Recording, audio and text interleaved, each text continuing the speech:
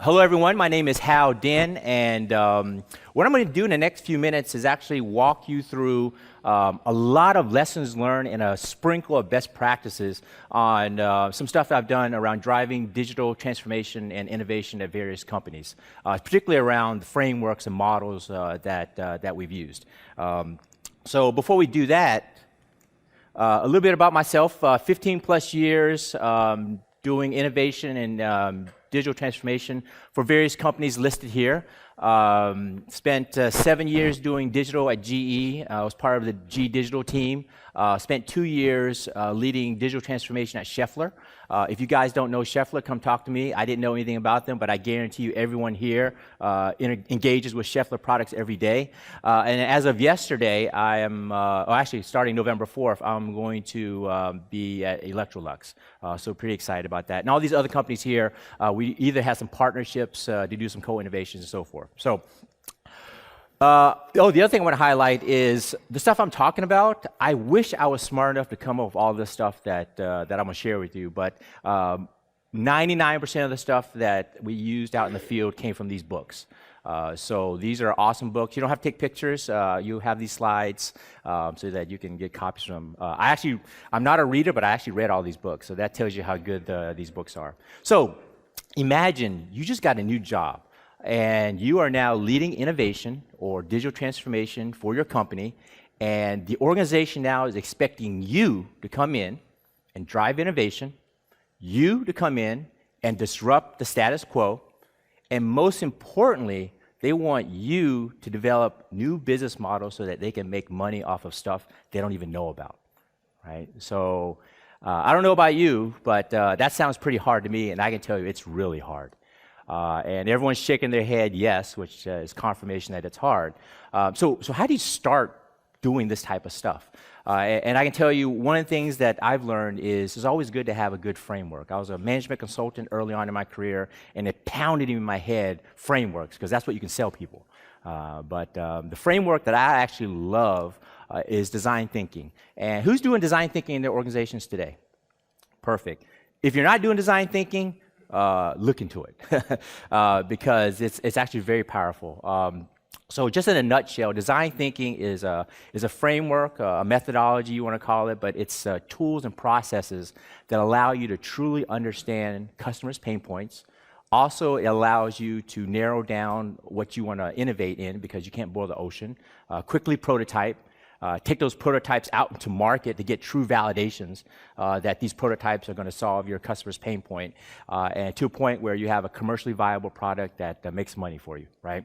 A lot of things associated with design thinking, but I love the framework. So the first couple of steps in design thinking is around empathy, getting in the shoes of your customers, understanding their pain points, scoping it out, and doing a lot of ideation, coming up with creative ways to solve those pain points, okay?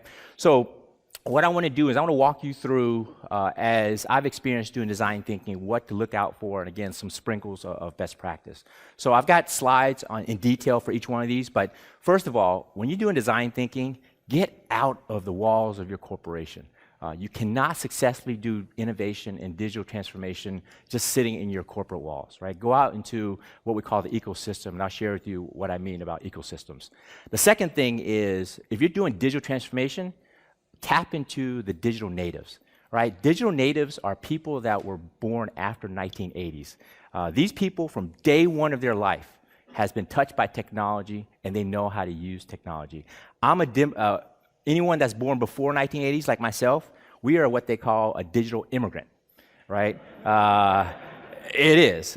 We have lived in the analog world, and we are trying our very best to pass through that border to get to the digital world, and it's not easy, right? So tap into the digital native. I'll go into details around that. Diversity. Get out of your comfort zone. I know it's a buzzword out there, but truly go out there, and I'll share with you some success that we had getting out of our comfort zone. And then lastly, when you come up with all these great ideas, you better have a process in place to make sure that you're investing your resources into the right innovations. Because if not, then what's the purpose of driving innovation when you're backing a dud of a project, okay? So with that said, let's talk about this ecosystem or getting out your corporate walls, right?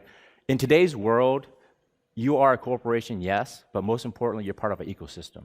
You are connected to your customers, your vendors, your suppliers, your potential partners, and you are also connected to your competitors. I've seen some of the greatest innovations when competitors come together and enter a new white space. It's very interesting, okay? So make sure you tap into this ecosystem. On your right-hand side, this is an ecosystem that I've been involved with, which I love. Who knows IDEO? Okay, great. So IDEO is like a world leader in design and innovation. And about 6 years ago, they had this great thought, why don't we get together companies from different industries, different revenue potential, and then let's innovate together and see what happens. When I was at GE, we actually went to this IDEO, they call it collabs. We also brought in 2 of our biggest customers, Exelon and Southern Company, which are competitors. And the stuff that we were able to do in collabs was amazing around artificial intelligence, AR, blockchain. And you know, in addition to the 3 companies, GE, Exelon, and Southern, we had B2C customers, we had banks, we had education startups. The stuff that we did is amazing. We all agreed that if we tried to do that type of innovation by ourselves, we would have never got close to the stuff that we did together in the collabs. Okay, so it's very powerful when you tap into that ecosystem. So at the bottom right-hand side, you'll see a link to the collabs. Check it out. If you can't do anything collabs, just go reach out into your ecosystem and co-innovate with other people in your ecosystems. Okay, digital natives. As I mentioned before, how many digital natives do we have in here? Born after 1980s. You guys are so lucky. I will trade place with you in a heartbeat. Okay, so you guys, and I'm being very generic here, are very confident digital natives, right? You're well connected through social media, and most importantly, you're open to change. We have not tainted you enough in the business world where you like status quo, right? The digital natives, when they see something they don't like, they tackle it and they go, that is a stupid process, let me go fix it, right? And we all know that's true. So tap into that energy, because the results of tapping into the digital native, especially when you're trying to do something digital, is truly amazing. So with that said, let me walk you through an example of how I was able to leverage, or actually not myself, the team I led at GE. So we had an opportunity, 6 or 7 years ago, to co-innovate with one of our customers in Taiwan to help solve the problem where they were having problems ordering spare parts from us, right? And we got together, a whole bunch of digital immigrants got together, and we developed the left-hand side solution, right? It's an Excel-based online tool that gives you a listing of all the spare parts that you can buy. It tells you how much they cost. It tells you how much inventory we have available. We sent that out into production, and no one used it, right? So luckily, we partnered with this company called Frame Concepts, and about 95% of the people at Frame Concepts were digital natives. And they actually taught us a lot of things. They taught us, as I mentioned in design thinking, the first step is empathy. They taught us actually how to listen to our customers, how to observe our customers.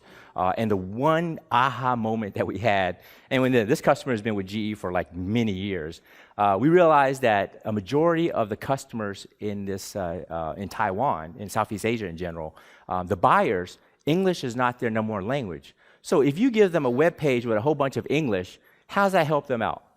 All right, so that's like the biggest aha moment there. So if you look on the right-hand side, hopefully that video is running. Yes, okay. So this is what the digital natives helped us realize is let's come up with a visually enhanced experience. Take these parts, expose them to the internet, let the person interact with the spare part, help them identify what parts they are by visually, because language is an issue, right? And then also throw in a sprinkle of artificial intelligence to say, hey, here is the recommended number of spare parts through historical information that we recommend for you. The left-hand side, the digital immigrant solution, probably about $10,000 worth of revenue. The other side, multi-million-dollar organic revenue. It was amazing. And then after that, I was a true believer in design thinking and a true believer in working with digital natives. Okay, so another example This is diversity. Another company that I work with, we wanted to tag all of our assets, right? And this was an industrial business. We built widgets in a factory. We wanted to know real time how much WIP, finished good, raw materials we had in our factory. So we went out and touched all of the leaders in the asset tracking industry, and they came in and showed us their solutions. And we realized that those solutions were 1980s, 1990s technologies. It was really expensive. And then most importantly, none of that data was on the cloud. And this was back in 2018. And totally amazing that these are the type of solutions that they were trying to sell us. Luckily, we attended a Fashion Institute startup event. I highly recommend everyone attend a fashion industry startup event, not only for innovation, but it's a really cool event. The fashion industry is a little different industry than what I'm used to, but we luckily had a chance to hear presentations for about 3 or 4 startups that were disrupting the fashion industry, the retail industry. They are working with Lululemon, Zara, Target, Walmart, whoever you want, and they're tagging a $5 t-shirt, and they can tell you real time where that t-shirt is in the manufacturing process, where it is in logistics, where it's traveling, when it hit the store, point of sale, and most importantly, when it left the door of that store, real time, and all that data is on the cloud. So we partnered with a company called Trilliot, who's been doing this for like 6 years, and we ported that technology over into our factories. You can imagine a store is a different environment than a widget-type manufacturing plant. But we spent 6 months taking the technology, proving that it can work in our factory. So now, real time, we can track WIP, finished good, and raw materials. Data is on the cloud, and most importantly, the solution is the cutting-edge technology, and it's half the price of what it is out there already. All right, so go out there, get out of your comfort zone, go to a fashion industry, go to whatever industry that floats your boat, because I guarantee you're going to learn something new, something exciting. Okay, so now part of design thinking, the first couple steps, you have empathy, you understand your customers' pain points, you ideated on some great ideas, you've got a laundry list of 50 great ideas. Which one are you going to go tackle? Okay, from my past experience, the way it works is if you don't have a good process in place, the loudest wins. If you have a very charismatic product owner or salesperson, they're going to convince you to fund their project.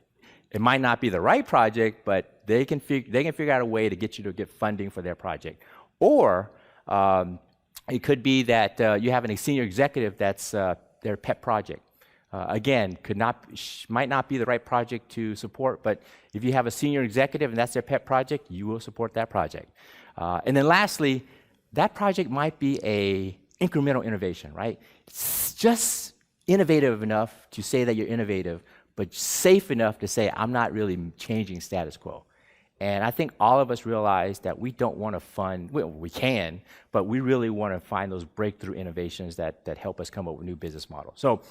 So one of the things that I've learned through my years, well, I sound like I'm old, through my experiences, is how to figure out which projects to work on. And we learned this thing called Growth Board. Who watches Shark Tank? I think everyone here watches Shark Tank. All right, so this is kind of a corporate version of Shark Tank, but this is something that we learned from Nike, Facebook, Twitter, and GE deployed this. So here's the concept. All right, first thing you do is you go get a budget. You need some money to go learn. This budget should not be linked to any type of ROI. Zero, right? No expectation other than it's sunk cost, because you need money to go learn and experiment, okay? So once you get this bucket of money, the next thing you do is you come up with a committee. It should be an odd number of people, and these people should be selected for this committee because strategically, they are the right thinkers in the organization that should point the organization into the right types of innovations and digital transformation. It should be an odd number. In the past, it was VPs of various businesses, our chief digital officer, chief innovation officer, VP of sales, VP of engineering, right? Again, people who are very strategic. The last person should be someone outside of your organization, should be an entrepreneur, because you need a person that's in your committee that kicks you in the butt when you go back to your standard ways of thinking. Because guaranteed, if you get in a room of people in an organization that's been in this organization for a long time, It might sound very innovative at first, but sooner or later you're going to go back to your old ways of thinking. And you need that entrepreneur to kick you in the butt and say, hey, stop thinking like that, because we're here to try to innovate, okay? So you have this odd number of people, you have a budget, and then you work on developing a process. Every 2 weeks, the growth board meets, you have a one-pager. In that one-pager, you work with the people that have the ideas, and in that one-pager, what you provide is, here's my idea, here's the market that we think we can get to, and most importantly, here's a list of the key assumptions that if any of these assumptions are incorrect, this idea makes no sense for the organization, right? Once you have that, you go to the growth board and you have 20 minutes. 10 minutes to pitch out, just like you're pitching out to a VC, and then 10 minutes for questions.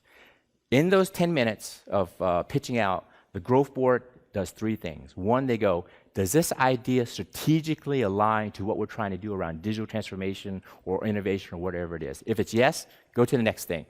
Look at their assumptions, because these are senior leaders.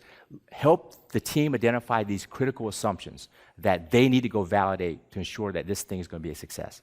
And the third thing you do is you give them some money and a short period of time to go validate the top assumptions. So, for example, maybe you give them $2,000. The increments of the funding should be $2,000 to $10,000, nothing more than that, because all you want them to do for 2 weeks, come back and tell me for $2,000, those 2 assumptions that we agreed, you got to go validate them, okay? So they go away, they get $2,000, 2 weeks, they come back. If they don't come back, they don't get any more funding. But when they come back, they have to report out. And 3 things can happen when they report out. One, they can come back and say, hey, you know what? We took the $2,000, we validated that the technology works, we validated that this market that we thought about, we shared this quick prototype that we sketched out to some of the customers in this industry. They really want to buy it. Then the committee thinks about perseverance, right? Should we invest some more money so that they can build an actually working prototype? It's okay, give them $4,000, go build this prototype and actually put it in front of those customers. The other thing that can happen is they can come back and say, you know what? We need to pivot, because we went and, yeah, the technology works, but we went and spoke to the people in our industrial customers, and they said, not really a big pain point for us, but we believe that this solution would be good for the aerospace industry. Can you give us some money to go validate that? And that's pivoting. The best thing that can happen, not the best thing, but you'll understand what I'm talking about. They'll come back and say, you know what, you gave us $2,000, we went and tried to make this technology work and it didn't work. Kill it. In a discussion. So for only $2,000 and 2 weeks of investment, you took an idea that sounded great on paper, and you validated that we shouldn't invest any more money in this, and let's work on the next idea. That is extremely powerful. Okay, so you take an idea, it goes through this innovation cycle, growth board, maybe 2, 3, 4 times, it's up to you. You get to a point where you invested a good chunk of money, you validated the technology works, you've got customers saying, hey, once you build this, I will buy this. You take it out of the growth board and you put it into your commercialization process, your new product introduction, right? The process where you've got 20 steps to go do it, because you know the risk is not there anymore. Now you just actually need to go build it and put it out in the world, okay? So this is extremely powerful. I've used it in various organizations, and it's a great way to make sure you're funding the right things. These pet projects, since there's more than one executive on there, other executives will kill that project, right? So, a great way to make sure you're working on the right thing. All right, so just some quick lessons learned and best practices around how to do the growth board. If you're out there prototyping and you've got some type of sketch or low fidelity prototype, take it to an actual customer. Don't go to your salespeople and say, hey, salespeople, will our customers like this?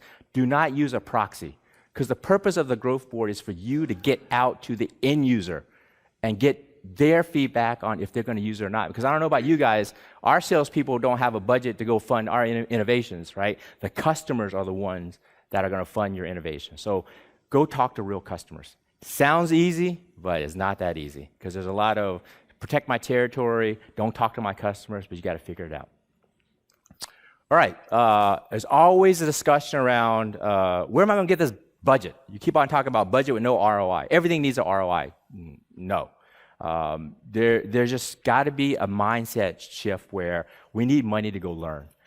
So go find that cash cow that you have in your organization. There's something that keeps the lights on and is profitable. And then go talk to leadership and say, hey, you've assigned us to go figure out the future of the organization. We need money to do that.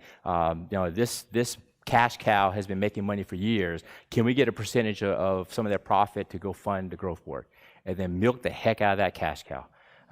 Because unfortunately, not products come and go. So you need to invest in the future. Oh, not lastly, but another point is it sounds great when you say, "Hey, our organization is innovative." When people tell me that, I think it's a bunch of BS. Unfortunately, I've learned the hard way. In every organization that I work for, there are a group of people who don't care about innovation. They don't care about digital transformation.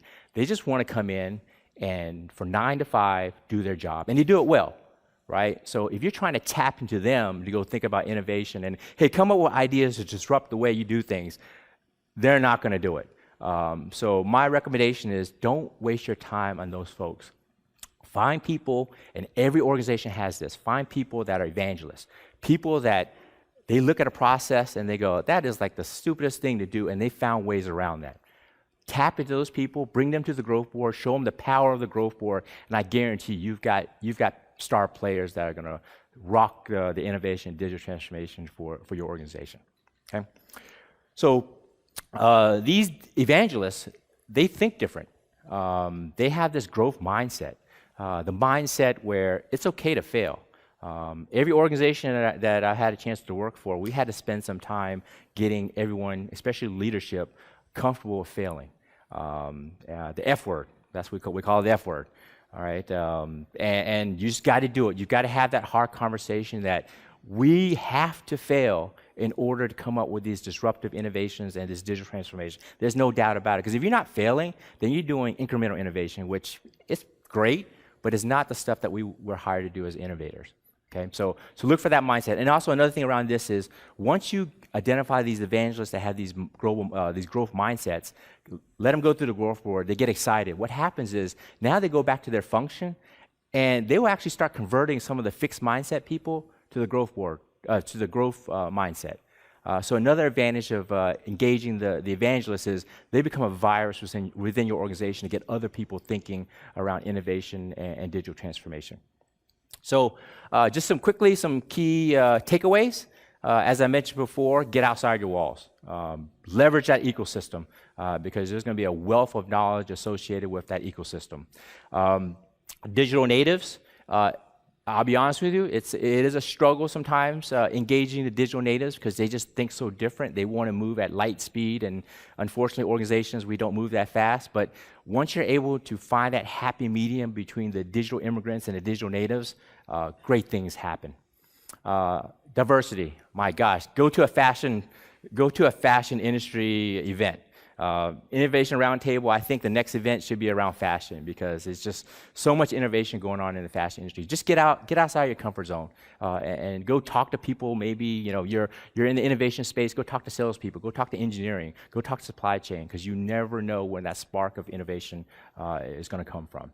And then lastly, the process. You have all these great ideas. Especially if you start bringing in customers and they come up with all these great ideas and you don't have a process to quickly run through those ideas to validate if it's the right thing to do or not, you're going to have some pissed off customers because they're like, hey, we invested all this time into your design thinking workshop for 4 days, and then it's been 6 months, we haven't done anything. That's the worst spot that you can be in because I've been in that spot. And one example is the growth board. There could be other things out there, but just make sure that before you open up that well of ideas, that you have a process to quickly go through the ideas and provide feedback on if you're going to invest in them or not. So, according to this clock, I have 10 minutes on questions. So, thank you very much, and questions.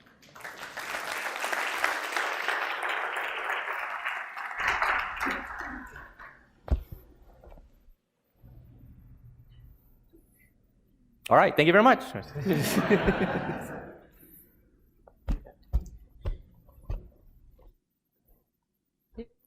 Hi, Kristen Myers, coming from Cody. Were there any instances in which the growth board didn't work? And can you talk about some of the failures of the growth board? Yes.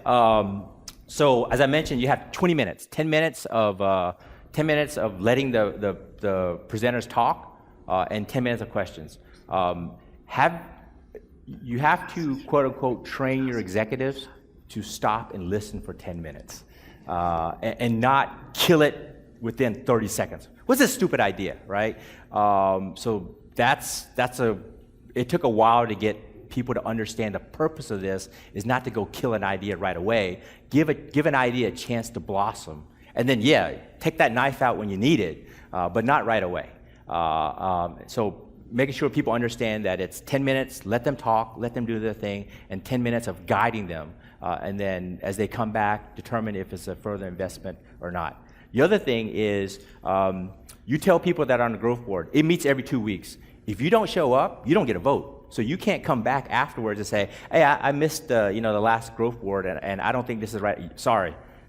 We put it on your calendar. The growth board is there for us to quickly assess new ideas. You've been lucky enough to be invited.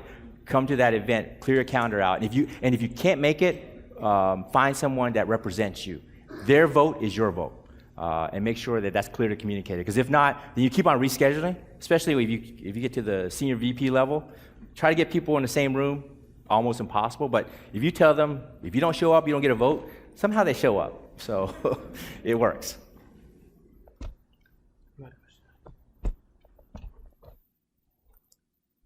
Afternoon, Kevin Burnett from Humana Insurance. Can I hear you? Yes.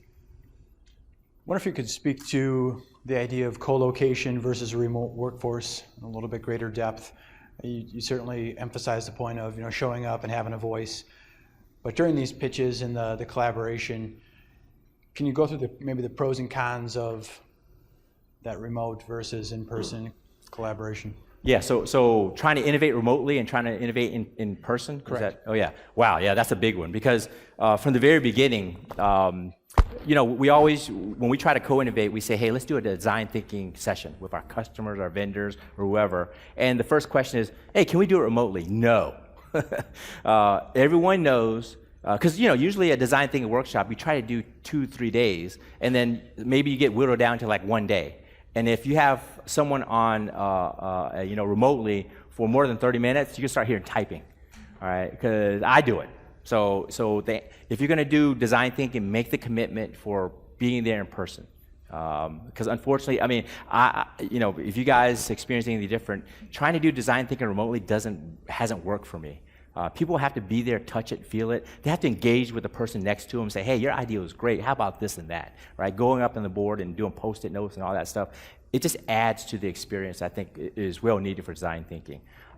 We tried the various remote tools where you do brainstorming with, black chalkboards and all this good stuff. Again, after a while, you just like, hey, is anyone still on the line? Because it's just human nature. They just zone out. So I think in person is great. After you do the initial idea generation, then the team can be remote to execute. Most importantly, the growth board, you got to come in person. Because again, it's that touch and feel with the committee, right? They got to see your passion behind it. If you talk on the phone and you're monotone, I think human nature, I'm not going to fund this guy or this person, right? So unfortunately, face-to-face is good for this stuff.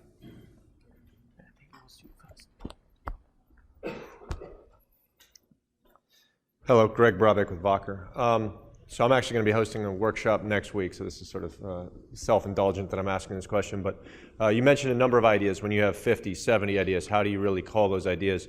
In particular, with a business where the ideas are coming from different market segments, different areas where you don't necessarily know exactly how to value one area over the other. Do you have a particular methodology or a couple of methodologies that you like that say, okay, then we're going to try this other way of culling ideas and prioritizing that doesn't sort of weigh one market segment over the other, for example? That happens all the time. Everyone gets excited about going to these design thinking workshops, right? Because after a while you drink the Kool-Aid, you're like, yeah, we can solve world hunger. And then you come up with all these great ideas and you look on the board and there's like 50 ideas and everyone realizes tomorrow they got to go back to their day jobs, right? So it happens all the time. Again, this is just my experience. You get everyone 3 dots. Right? And you say, we have a limited amount of time and resources. You got 3 dots, you got 50 ideas, go vote.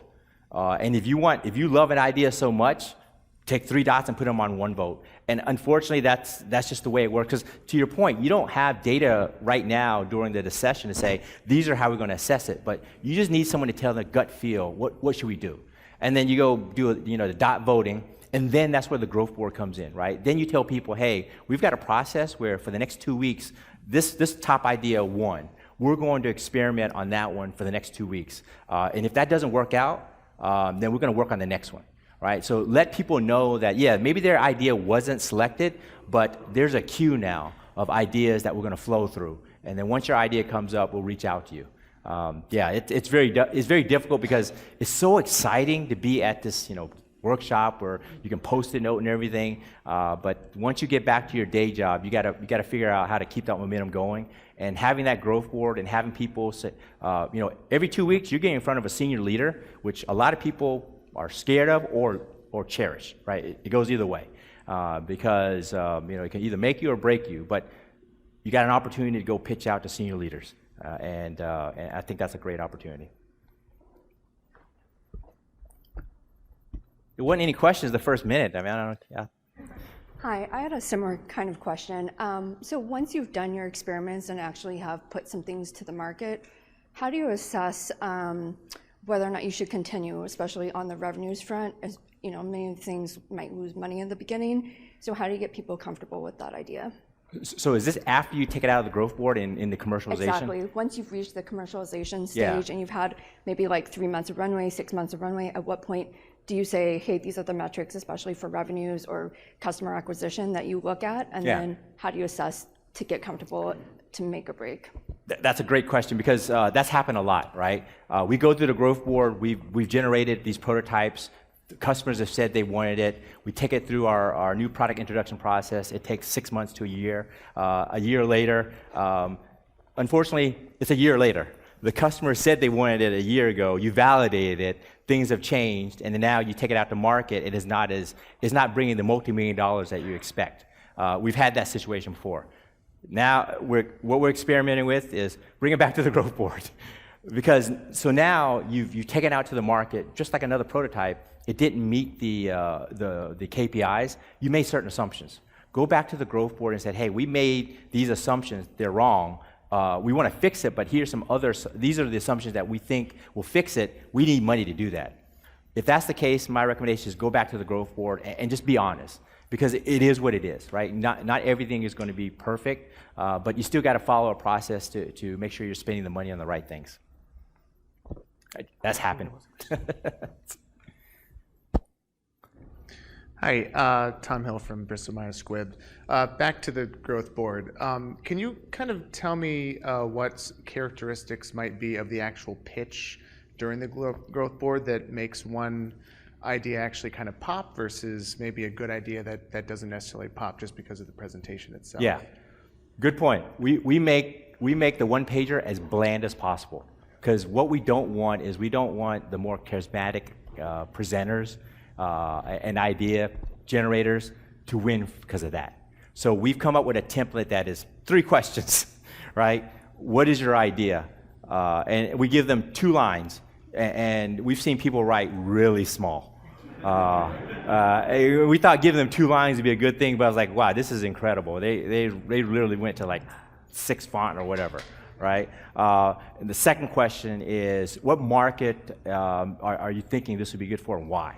Again, it's a gut feel. And then thirdly, and the key assumptions is 2/3 of the pages, because that's all we care about during the growth board. Because, I mean, we all know this, right? You can spin anything if you're good at spinning, but assumptions are assumptions. And the senior leaders, what we learned is, if you take a group that has this great idea and the growth board senior leaders are very open to ideas, because of their experience, they poke holes at the assumptions. Hey, you guys think that, because this product can provide this type of function, it would be good for aerospace. They can say, I've been in aerospace for like 10 plus years. That's not truly the case. They believe this other thing is higher priority, and you have a discussion. All right, and then you determine, because again, the senior exec could be wrong too, but you have a chance now to say, is their assumption or my assumption higher up in the prioritization? You still put that assumption in there, it's just the prioritization of it. And then to your point, make it bland. because we don't want people going there with videos and all this stuff because it taints people's perspective on what's good and what's bad. Let's just talk. But unfortunately, what we did see that we're realizing is if someone's really passionate, it seems to be getting a lot of funding. But again, that's fine because you need a passionate owner. But once they come back to the growth board and that passion is like, hey, we went out to the market and it wasn't validated. I don't care if you're passionate, we're killing this project. There's a lot of checks and balances in the growth board process. Hao, thank you very much for your presentation. Thank you very much.